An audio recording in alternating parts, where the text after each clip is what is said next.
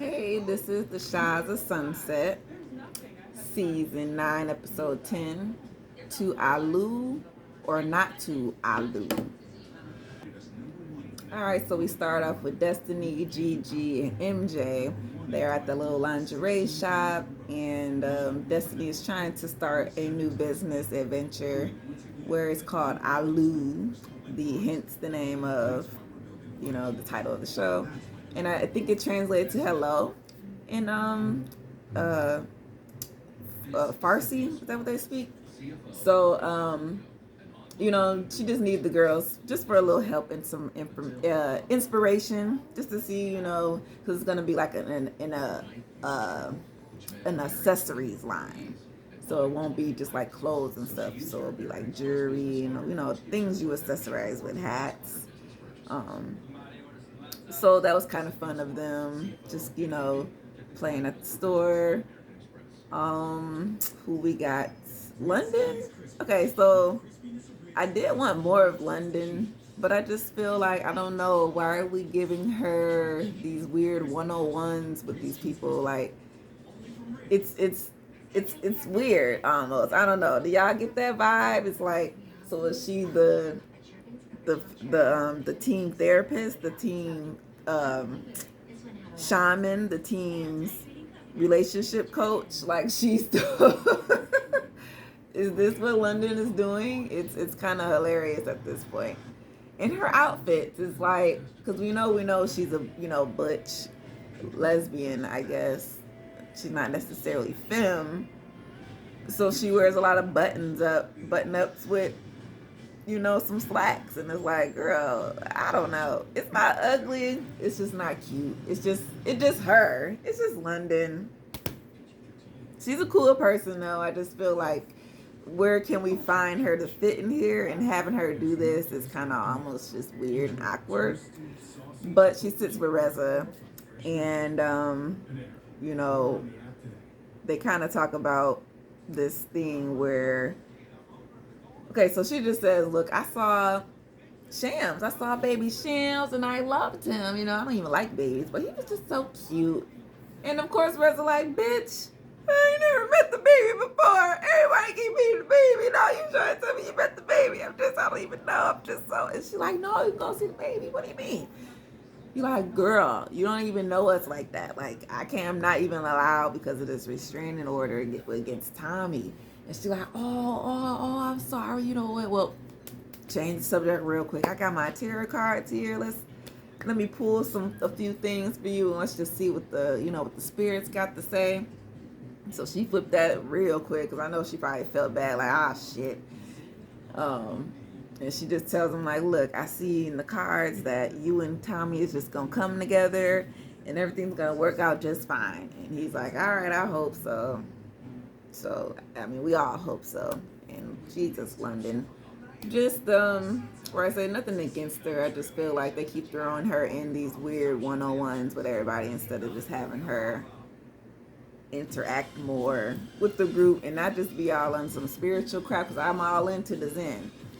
But 24/7, I don't need a lesson. So we got the guys meeting, Mike, Shervin, Nima, and they're just kicking it, really just talking about a bunch of nothing, honestly. Nima is going to be bi-coastal now because his casting company is more based out in New York, so he's going to kind of go back and forth from New York to LA. And of course, Mike, he talking about his relationship, how much he loves Paulina and the kids, and that's kind of his main focus these days. And of course, he asked Nima, like, okay, well, since you flying to New York, how's that New York booty? You know what I'm saying? You getting you some? And of course, Nima like, look, that's the best part. I can get some over in the NY. Leave her there. Come on back to the LA. Holla at her. Then fly back over there. Holla at she. Come back over here, and then we can do we. So he having a good time. He not into no commitments at this moment. So of course, have fun. Do what you gotta do. They flip to MJ. And, she's at home with Tommy. And she's just trying to do like a little romantic date night thing for him because it's been a while, with the baby. What, he's like 1 year old now, 1, 2. So everybody knows when they're small, they do take up a lot of energy. So they just been tired and ain't been doing a lot in the love making department. Let's just say that. So date night should just try to help, spruce up a little bit of something. They put the baby to bed. They go out in the back, and just try to see where they are in this relationship. It's obvious that Tommy is a little stressed. I think the beef with him and Reza and Adam has took a little bit of toll on him mentally, maybe because he's trying to defend his wife as the man should. But when your wife and the person you're defending her, against is her friend, where does how far is he supposed to take it? And when he takes it that far, can you have his back on that? And when you don't have his back, he obviously feels some type of way because she wants to get back in friends with them, but Tommy doesn't want to. So it's like, how do we get back into some type of resolve? We come to the middle to where, hey, maybe look, he lifts the restraining order, and how about you and Adam just never talk? But maybe you and Reza can come to an agreement, and then I guess Destiny don't got nothing to do with this part, but then Destiny on her own can have some type of resolve as well. And in this conversation, it was pretty evident, I guess, on both sides, the frustration and stress that they have posts upon each other. And having the baby, it just doesn't help out either. But Tommy is just trying to tell her, it is what it is, and his, he's your cousin from Boston, that attitude. So it is what it is. At this point, they're gonna work it out, and they should get back on track at some point. Because they've been together for like 6, 7 years. So girl, 7-year itch.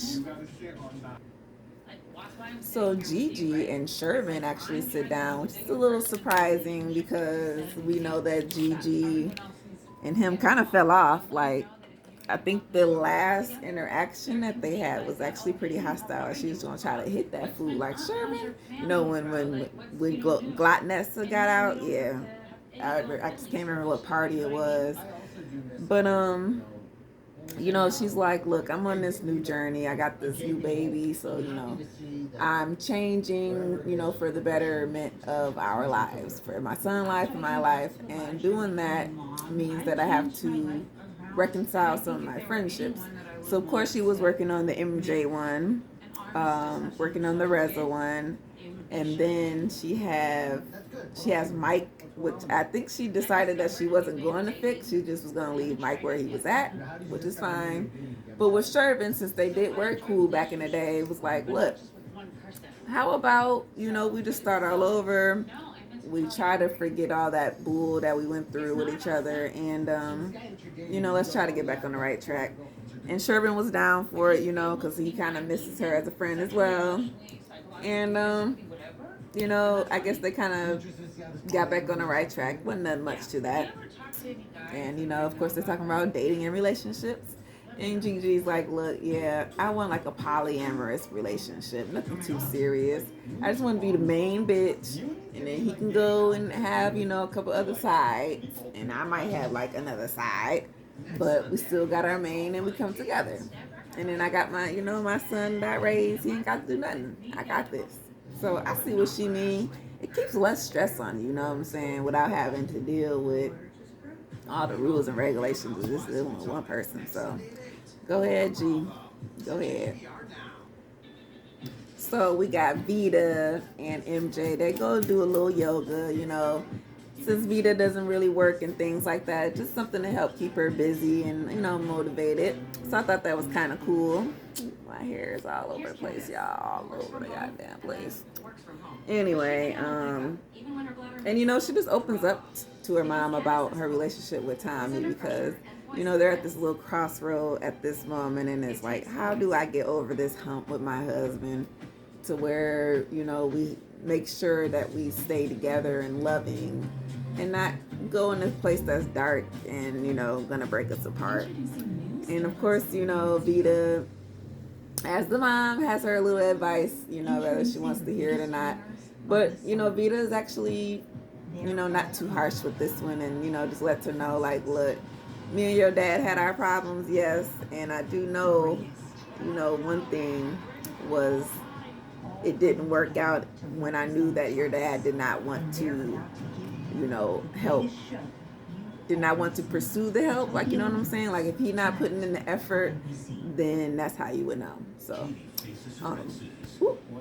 she'll just have to work on that. And then we flip to Nima and Destiny. So, you know, they're working on that relationship. Of course, they were super tight in the beginning, but when he got into the middle of the MJ, Reza Tommy situation, that's when, you know, people were looking at Nima like, boy, shut up. Because, you know, he was new. And I think with him being new, they just were like, you know, you ain't got no say-so in this. And you, it's cool, you trying to help us stick together, but really, it's not really helping. So he just wanted to, you know, get back on track with her, which is cool. You know, she show up, they go to dog walking, and Destiny has got to be extra as always. Got little Frankie Sinatra in a little remote car Mercedes. Oh, it was so cute. I wish my dog was that little. I mean, I don't know. I might can get him something though, but you know, that was a little funny, and you know, they got to talk about relationships and dating, and as Destiny's friend, Nima's just trying to uplift Destiny and tell her like, look, girl, you look good. You can get any man you want to. You the one just need to stop playing and get your butt up out there, cause hey, I'm out there and I've been getting y'all from New York to LA, shit. So Reza and MJ, they sit down for a little talk, and Reza explains that, look, you know, I'm writing this book, and as we know, he has to interview people for different parts of his life, for different parts of the book.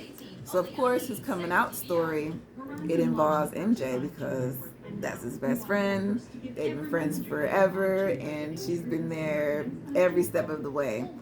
So he's bringing up like some pictures and you know, just little trinkets that he had saved, just to try to, you know, restart, get her energy flowing, her these memories going. Because, you know, once people get nostalgia, then they soften up a little bit, and they kind of see where you're coming from a little bit more. So of course she was willing, open to talking with him. And of course, she enjoyed the little things he had. It was like a card from her father's business, and I think a letter that she wrote, you know, things of that nature. And he just goes on to express that, look, MJ, like, I miss you. I know we're working on this, and I know that, you know, it's not the easiest thing for him, right? And he's like, London told me literally straight to my face that she saw Shams. And every time I hear somebody tell me that they seen Shams, that they know something about Shams, that Shams did this and I'm not involved, it just breaks me down. And every time it happens, Reza breaks down. So he's crying literally.